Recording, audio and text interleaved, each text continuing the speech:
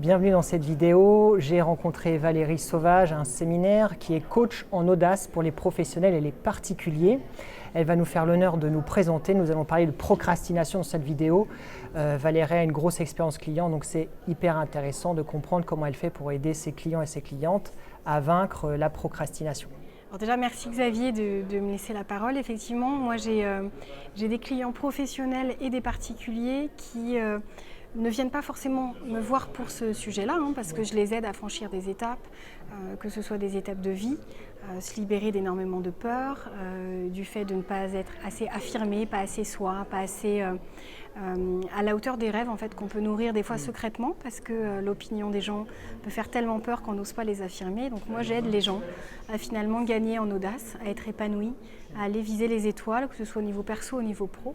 Et j'ai donc énormément d'entrepreneurs que j'accompagne aussi, parce que quand ils ont réussi à devenir eux, à s'assumer, à s'affirmer, eh bien beaucoup se libèrent aussi et se disent en fait mon rêve c'est de créer une entreprise, c'est d'apporter de la valeur, c'est de vivre peut-être à l'autre bout du monde, c'est d'avoir des revenus qui sont vraiment conséquents. Et pour ça, il faut vraiment que la procrastination ne soit pas un frein, et ça arrive clairement qu'on se le dise à tout le monde. Donc moi j'utilise des outils, je crois que c'est ça qui t'intéresse aussi, savoir quel est mon retour. Donc effectivement, je me ressens sur l'objectif, sur la mission, sur ce vers quoi la personne tend, pour qu'elle vibre, qu'elle ressente ça extrêmement profondément, que ça ne soit pas juste une idée, un rêve, tiens ça serait pas mal, ça serait l'idéal, sauf que là, je veux qu'elle l'expérimente. Donc j'ai différentes méthodologies où je les aide à vraiment se projeter, se visualiser, mais dans les détails. On n'est pas juste sur, on pose 5 lignes, on voit à quoi ça ressemble, on voit ce qu'on a, ce qu'on fera, qui on sera. C'est beaucoup plus profond parce que j'ai beaucoup travaillé en programmation neurolinguistique et c'est un des outils aussi qui aide à lutter contre la procrastination, parce que quand tu sais vraiment ce que tu veux, pourquoi tu le veux, eh bien tu ne te trouves plus d'excuses. Et c'est un petit peu comme ceux qui ont des enfants le savent, on peut se sentir débordé, on peut se sentir happé par une vie routinière. S'il arrive un truc à nos enfants, au niveau santé par exemple, on est capable de tout arrêter et de trouver du temps. Donc en fait, on se cache derrière beaucoup d'excuses. Donc il y a aussi une conscience de ce qui est important, du pourquoi on le fait, qui permet notamment de mettre en marche un certain nombre de choses pour éviter de procrastiner.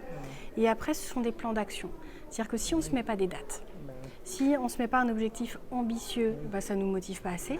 Si on y va léger en se disant « allez, ça ne me fait pas trop peur », c'est que ce n'est pas assez élevé. Donc on va vraiment vers un objectif réellement ambitieux tout en restant réaliste. Et puis là, on met en place un plan d'action, on regarde où on perd du temps, on regarde où on peut en optimiser, on regarde ce qu'on va y gagner à chaque fois. Et j'aime bien faire cet exercice où on va voir ce qu'on perd aussi si on reste dans notre fonctionnement actuel. Et on se projette en disant à quoi ressemblera ta vie si tu continues comme tu le fais. Parce que les excuses, elles existent, mais qu'en fait, souvent, on se rend compte que ce sont des choses qu'on peut largement dépasser. Donc, c'est ça, c'est de la vision, c'est cette méthodologie où tu te projettes tellement fort que ton corps le ressent et ton cerveau vient au secours de toutes tes excuses et vient les balayer. Et puis c'est un travail aussi de toutes les peurs, parce que la procrastination, c'est l'expression, tu le sais bien, de beaucoup de peurs. On n'y va pas parce qu'on a peur de quelque chose. Et on fait le tri entre les peurs écran, celles qu'on croit être les vraies, et celles qu'il y a vraiment derrière. Et une fois qu'on a touché à ça, qu'on a balayé les vraies peurs, les peurs profondes qui vraiment t'enracinent dans ton quotidien, et bien là tu passes à l'action, tu changes, et puis plus tu avances, plus tu te mets des micro-objectifs et des objectifs de plus en plus grands, et plus finalement tu te rends compte de quoi tu es capable, ça booste ta volonté en même temps que ta motivation et ton sentiment de fierté. Et ça, tu dois l'utiliser, le conseiller à tes clients. Il y a aussi ce phénomène de la félicitation, où tu te félicites toi-même, où tu te promets par exemple certaines récompenses, à chacun de voir celle qui vraiment va vous faire vibrer, mais en tout cas, il faut qu'elle parle, il ne faut pas que ça soit juste peanuts de se poser devant Netflix. Bon, il y en a, ils aiment, mais il y en a, ça va être un massage, il y en a, ça va être une perte de bas de chair, il y en a, ça va être un vrai moment où ils vont être en déconnexion, en toute quiétude, là où ils pensent qu'ils ne peuvent pas se le permettre d'habitude. Il faut que ça soit de l'ordre du commun, parce que sinon on n'y va pas. Donc j'espère que ça pourra aider ceux qui te suivent. Est-ce que tu as des clients et des clientes qui sont freinés par leur perfectionnisme ? Donc oui, j'en ai beaucoup parce qu'en fait, quand on est entrepreneur, on veut souvent faire à notre manière. On a des fois l'impression que notre manière est la meilleure. Il faut aussi se libérer de ça parce qu'il y a des gens qui sont experts dans chaque domaine. Être entrepreneur, être dirigeant et penser qu'on fait tout mieux que tout le monde, on ne peut pas être partout. D'ailleurs, on sait déléguer des choses, la comptabilité, des fois la communication. Et il y a d'autres choses qu'on n'arrive pas à déléguer. Donc ça, c'est un lâcher-prise. Et le perfectionnisme, moi j'invite vraiment à être dans le 80-20. Est-ce que vraiment ce que vous allez peaufiner jusqu'au bout, ce sur quoi vous allez passer vraiment beaucoup de temps, vaut la peine? Est-ce qu'en termes d'impact et de valeur, ça a un sens? Si ce n'est pas le cas, on fait un peu moins. Ça ne veut pas dire que c'est moins bien, mais on va à l'essentiel et ce qui est déjà top, ça ira bien. Ensuite, il y a aussi toute cette délégation qui est possible, facile, accessible à tous maintenant. Il y a énormément de moyens de déléguer à des freelances, de trouver, il y a des stagiaires qui ont besoin d'expérience, à qui vous pouvez déléguer plein de choses. Moi, clairement, j'ai quand même Challenge Yourself comme site internet où c'est vraiment plus centré sur les particuliers, et Ambition Succès où j'accompagne les entrepreneurs qui veulent vraiment réussir et vite. Et j'ai pas le temps de monter les réels sur Instagram, les vidéos sur YouTube. Je ne peux pas faire ça. Et puis j'en ai pas les compétences techniques et ça ne m'intéresse pas de les apprendre. J'adore apprendre, mais ça, la technique, c'est pas ce sur quoi je sais que je peux apporter le plus de valeur. Donc c'est important de rester dans sa zone de génie. Et tout dirigeant et tout cliente doit réussir à identifier son talent, ses talents, là où les gens disent waouh. Et le reste, il faut que ça fonctionne, il faut que ça tourne. Mais heureusement qu'il y a des personnes qui vont pouvoir contribuer, collaborer, apporter leur regard. C'est essentiel. Pourquoi est-ce que maintenant tout le monde se fait coacher? Parce que tout le monde se fait coacher. Même les plus grands, il n'y a pas de champion à ne pas se faire entraîner physiquement et mentalement. Tout le monde a un coach. En tout cas, tout le monde peut l'avoir. Il n'y a que les personnes qui refusent de changer et qui se disent non, en fait, c'est pas pour moi.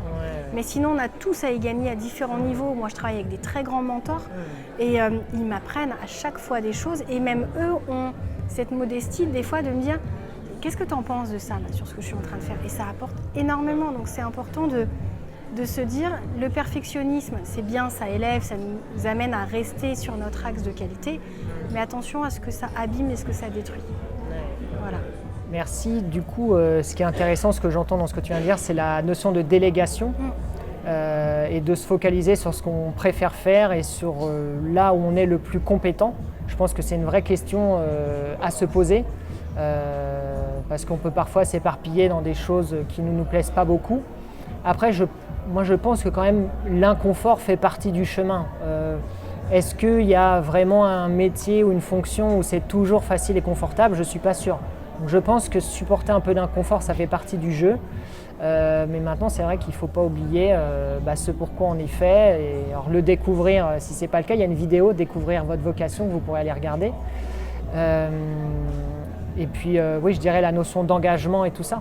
Alors, donc j'entends effectivement 2 points. C'est-à-dire que faire ce qu'on a envie de faire, c'est pas exactement ce que j'ai dit. C'est faire ce pourquoi on est vraiment talentueux, là où on apporte une vraie valeur. Parce que des fois, il y a des choses qu'on aime faire qui n'apportent pas de valeur et qui n'ont pas d'impact. Donc c'est hyper important aussi de ne pas procrastiner intelligemment, de vouloir faire plein de choses, mais il y en a qui servent à rien. Et c'est important justement de voir ce qui est essentiel. Si on devait faire qu'une chose, l'étape qui apporterait le plus de valeur. Et moi, je travaille beaucoup avec mes clients là-dessus, sur ce retour à l'essentiel où vraiment on ne garde que ce qui a un vrai impact. On ne perd pas de temps sur le reste. Et l'inconfort, alors j'ai jamais dit que ça serait facile et ça ne l'est pas. C'est-à-dire que quelqu'un qui se lance dans l'entrepreneuriat ou qui veut changer profondément en cherchant de la facilité, en fait, vous aurez plein de coachs qui vous vendront ça. Ça n'existe pas, ça ne marche pas, fuyez, c'est juste du faux. Et l'inconfort, c'est quand tu progresses. C'est-à-dire que quand on apprend, quand on sort de notre zone de confort, forcément, on progresse et ça fait mal. C'est un peu comme quand on fait du sport et les courbatures sont le signe de toutes ces fibres qui ont craqué sous le poids de l'effort avant de prendre plus de place et de se sculpter. Et en fait, à l'intérieur, c'est pareil. On sculpte notre talent, on sculpte notre expertise et c'est important d'aller vers ça. Et merci beaucoup en tout cas. J'espère que ça aidera beaucoup tes auditeurs. J'en suis sûr. Merci Valérie pour ces bons conseils. Comme je vous le dis, Valérie a une grosse expérience client, donc on peut l'écouter et appliquer ses conseils. Et pour ma part, j'espère te retrouver bientôt sur ton blog et vous l'aurez aussi en bas de la vidéo pour aller visiter le blog de Valérie. À très bientôt et merci beaucoup pour ton invitation.